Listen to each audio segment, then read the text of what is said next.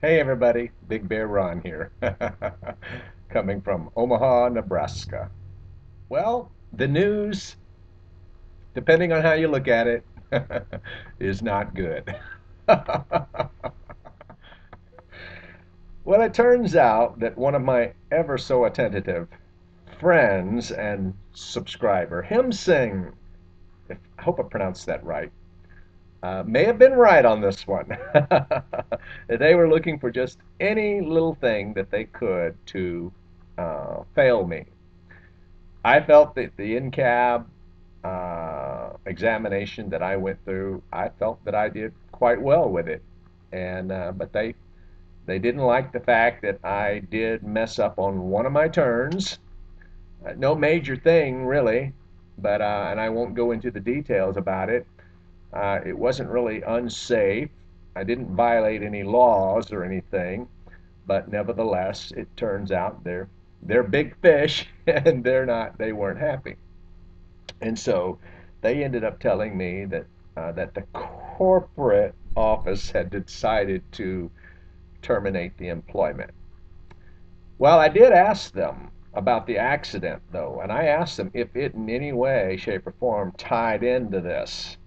And I explained to them my position, uh, and I clearly asked them, okay, what was it that I could have done differently given the circumstances? You know, the truck engine was failing. I mean, the engine light was on, it was flashing, it was failing. I had no place to go. There was a merging lane on this side, the fast lane on this side. I had no choice but to stay where I was, and I never brought the truck to a stop. It kept rolling, you know. So I asked him point blank, what was there for me to do? And he kind of got and then he finally said, well, this is being treated as a no fault accident, and that their decision was based upon the NCAV evaluation. Okay, what can I say? So I went on to ask them, I said, well, will this in any way affect my driving record? And the gentleman said, no, that it shouldn't affect my driving record. You know, that I should be able to get employment with another trucking company if I should seek that. I said, well, what if I want to come back to drive for Werner again? You know, and then he said, well, you might have to, after you've driven for about a year, then you can probably come back. And I'm like, okay, so what can I say? Yeah, I know underneath all of this laughter of mine, there is kind of a serious situation here. And it's not that I'm treating it any less than serious, but it's like, okay, the world hasn't come to an end yet. I'm still healthy and well. And incidentally, the school system substitute teaching uh, hiring personnel said that they probably wouldn't get in touch with me until the very end of July anyway. So, you know, there's still hope on that one, and I may touch base with them when I get back. But you know, I've got enough time to get back for them to still call me. So maybe this is kind of in a higher power kind of way being steered in that direction. I don't know yet. I'm one of those.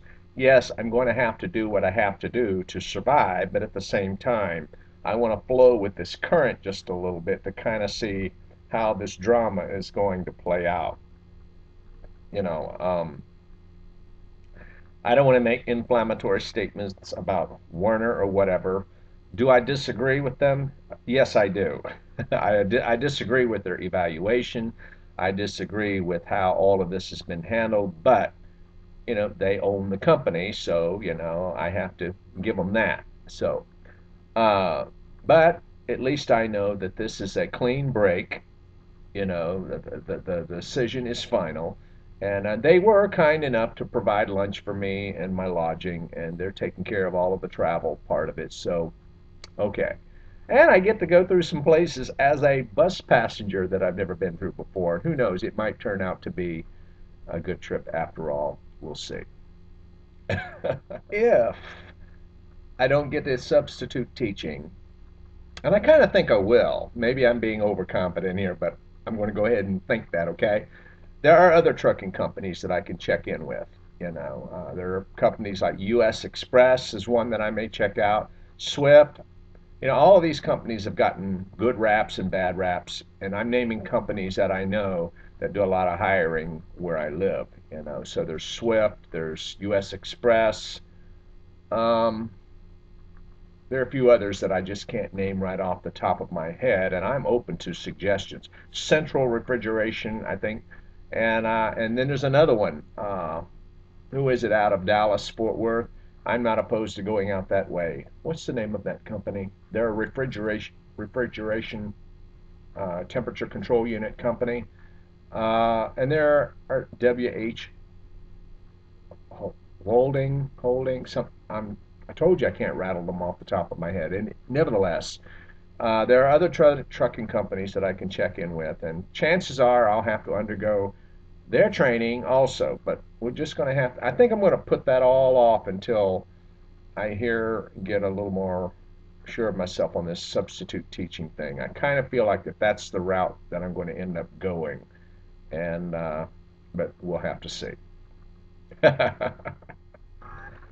Okay, here's the bus itinerary that I have going back to Atlanta. I'm going to be leaving the hotel here at about 7:20 this evening, and they're paying for there'll be a bus to pick me up to take me from here to the Omaha station, and there I will have about an hour and a half layover.